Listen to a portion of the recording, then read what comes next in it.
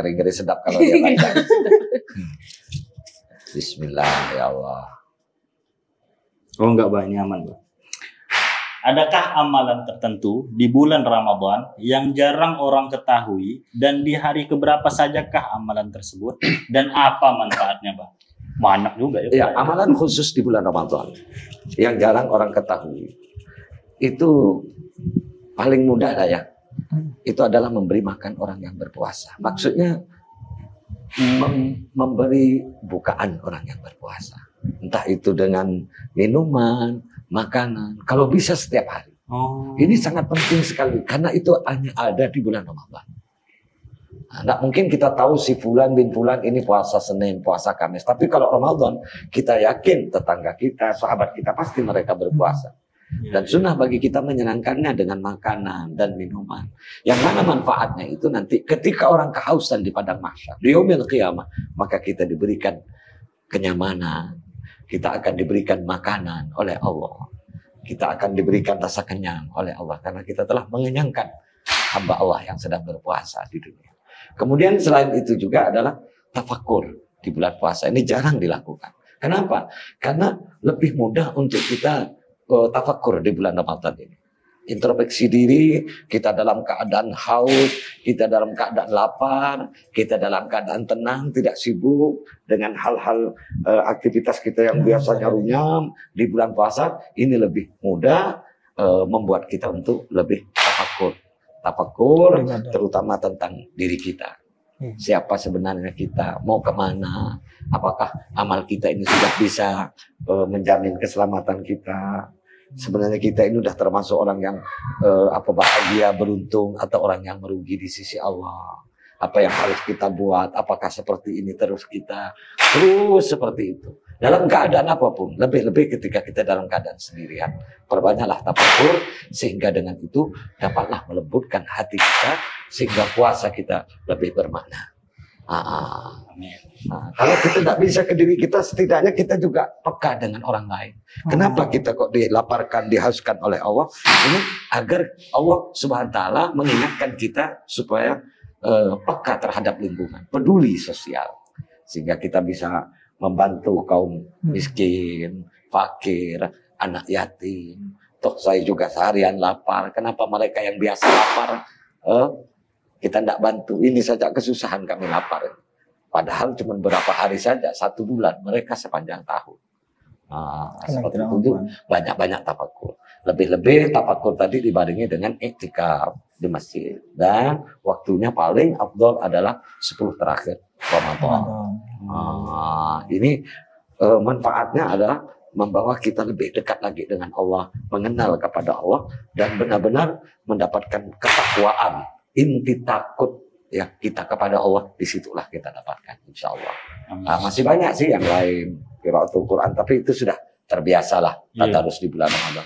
Tapi yang ditanyakan tadi yang khusus-khusus seperti malam Ramadan baca surah Al-Mulk, walaupun tadi di luar Ramadan harus kita baca, tapi berbeda ketika kita baca di bulan Ramadan. Itu benar-benar sangat membantu ketika kita kelak di dalam kubur berhadapan dengan malaikat mungkar dan nakir, dengan siksa kubur, maka Allah akan selamatkan kita semuanya, insya Allah. Berkah bacaan Al-Mulk kita di malam-malam Ramadan, insya Allah. Jadi yang tadi itu berbagi ya Pak. Pantasan itu ada di perkampungan itu Pak, ada budaya untuk berbagi sama tetangga-tetangga Pak. Ya, biasa kan tukar-tukaran bukaan, buka puasa, seperti itu. Berarti menggunakan konsep itulah ya Pak, berbagi itu. Benar. Bersedekah. Jadi memang Ramadan ini tempatnya kita, tempatnya bersedekah, tempatnya Al-Quran, tempatnya berbagi kepada semua fakir miskin. Ini tempatnya kita di Ramadan. Gimana ya? Lanjut ya? Lanjut. Ya. Silakan. Monggo. Bismillahirrahmanirrahim. Tapi enaknya itu Bang, kalau berbagi itu Bang, kita ngasih misalnya yang harga 5.000, ternyata dibalas tetangga itu yang harga 20.000. Itu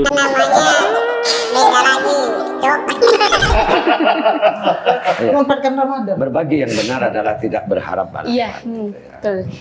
Itu benar-benar ikhlas itu. pantesan nggak ada yang mau tetanggaan sama dia tuh.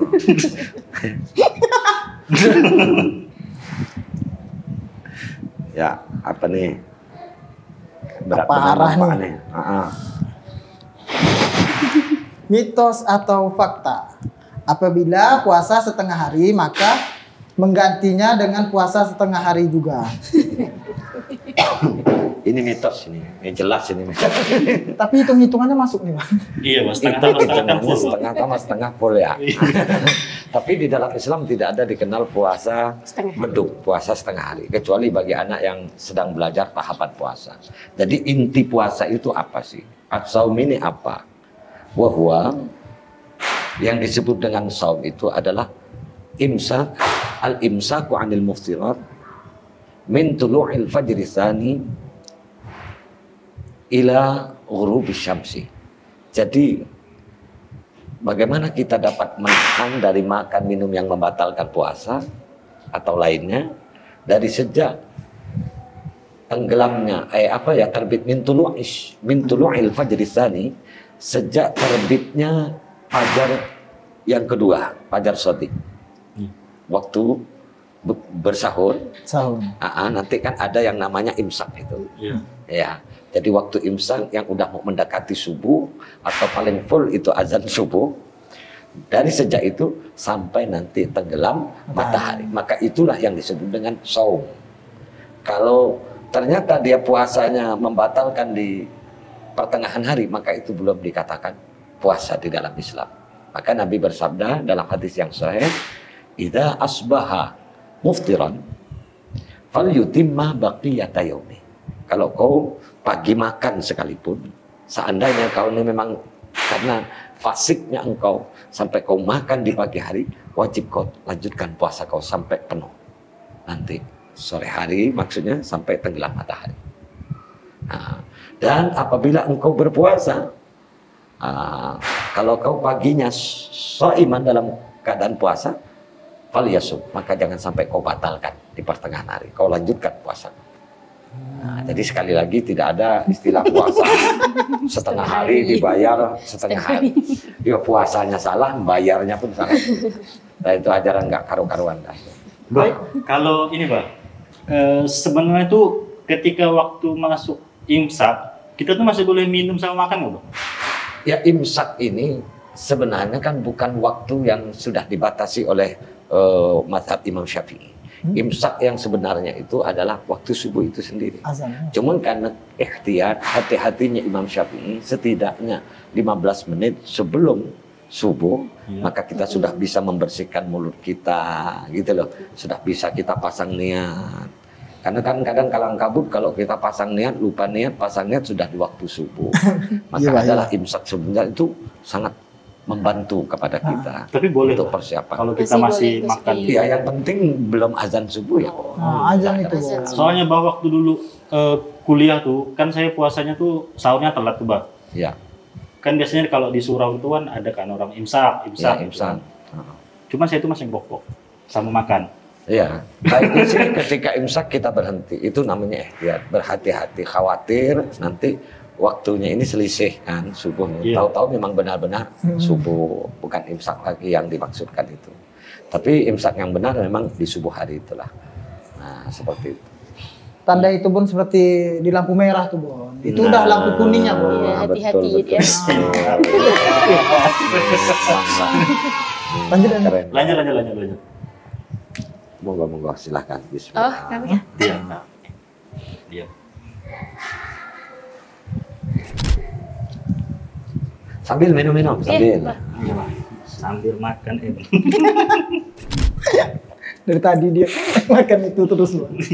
Izin, Bah. Ya, lanjut. Yang keras sedikit. Seorang laki-laki tidak sholat Jumat, apakah boleh diganti dengan sholat zuhur?